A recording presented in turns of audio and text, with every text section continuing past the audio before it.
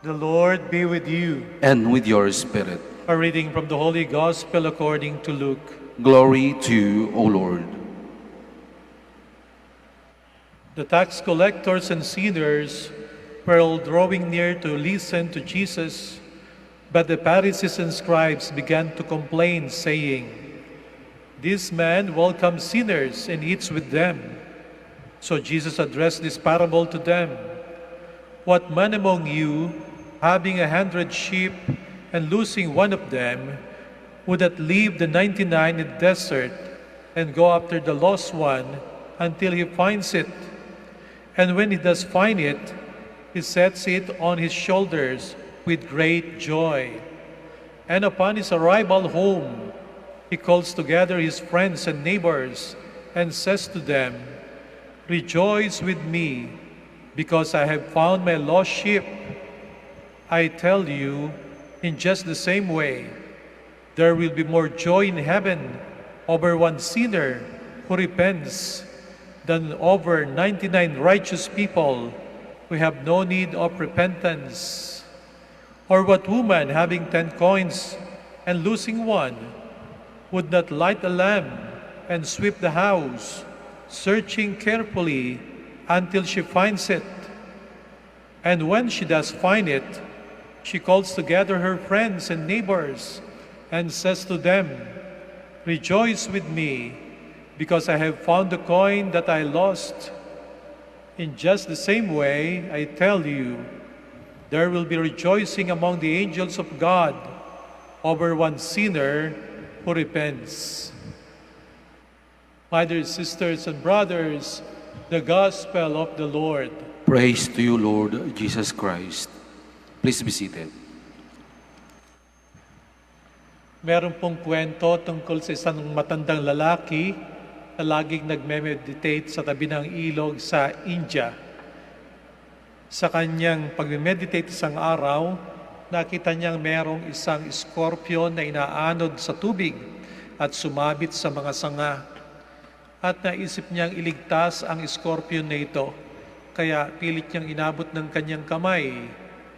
At nung maabot niya na, siya naman ay kinagat nung sting, no? Nag-sting sa kanya yung scorpion at halos mamaga ang kanyang daliri. Subalit, patuloy niya pa rin pilit na nais iligtas yung scorpion na yon, kanya pa rin pilit na inaahon sa tubig at siya'y patuloy na kinakagat. Isang mama ang napadaan at nakita ang kanyang ginagawa. Ang sabi ng mama, isa kang hangal, isa kang baliw. Bakit mo sinisikap na iligtas yung scorpion na yan? Kinakagat ka naman. At ang sabi ng matandang lalaki, natural lamang sa scorpion na mga gat, pero hindi ako mapipigilan kung ano rin yung natural sa akin. Natural sa akin ang magligtas. Ang Panginoong Diyos, mukhang natural sa Kanya ang magligtas, sapagkat siya'y labis na nagmamahal. Ang taong labis na nagmamahal, hinahanap ang kanyang minamahal. Ang taong labis na nagmamahal, nais na iligtas ang kanyang minamahal.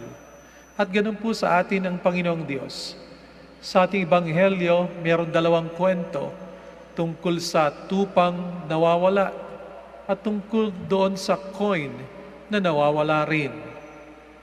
Hinanap ng may-ari, hinanap ng mabuting pastol, hinahanap ng babaeng nawala ng coin.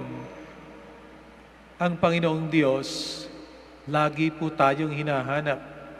Sa Israel, ang kanilang pag-aalaga ng tupa ay tinatawag na village sheep, no? Hindi lang isa ang pastol, karaniwang 3. Kapag dumating na yung hapon at naiuwi na yung mga tupa sa kanilang bakuran, titingnan nila kung merong nawawala.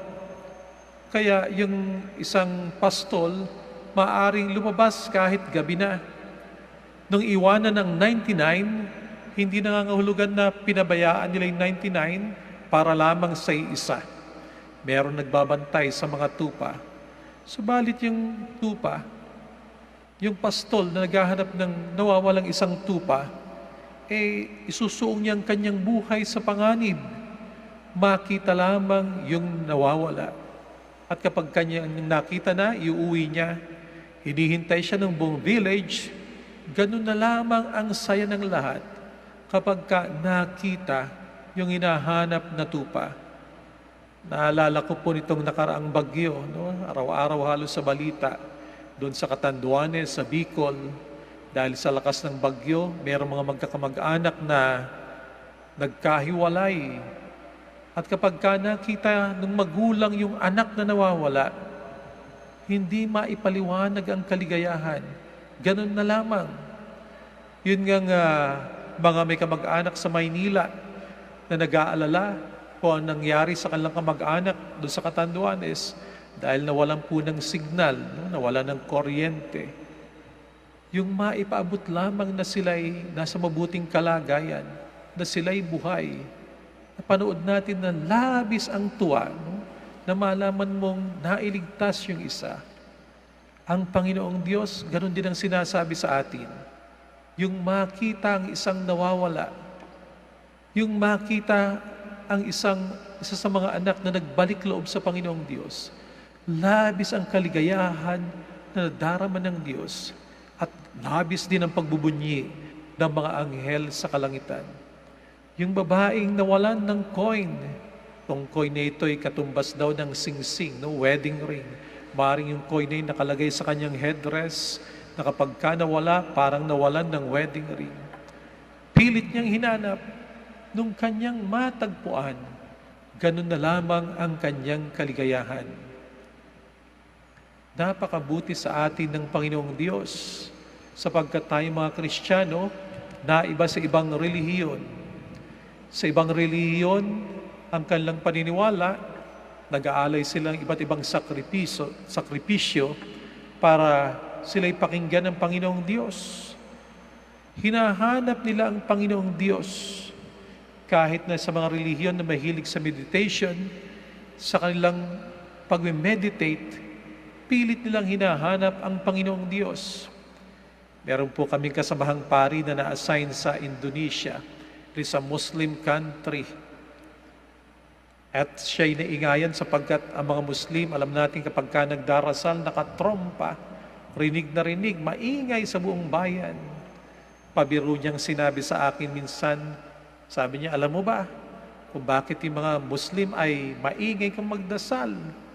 Sapagkat sa kanilang Panginoong Diyos ay malayo, nandoon sa kalangitan. At kailangang iparinig nila ang kanilang panalangin sa Panginoong Diyos. Hinahanap nila ang Panginoong Diyos.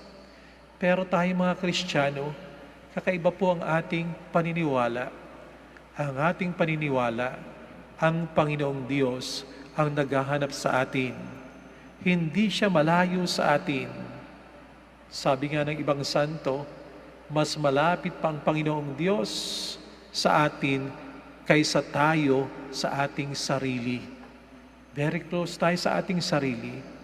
Pero ang Panginoong Diyos mas close pa kaysa pagkakabatid natin kung gaano tayo kalapit sa ating sariling buhay o sariling katawan.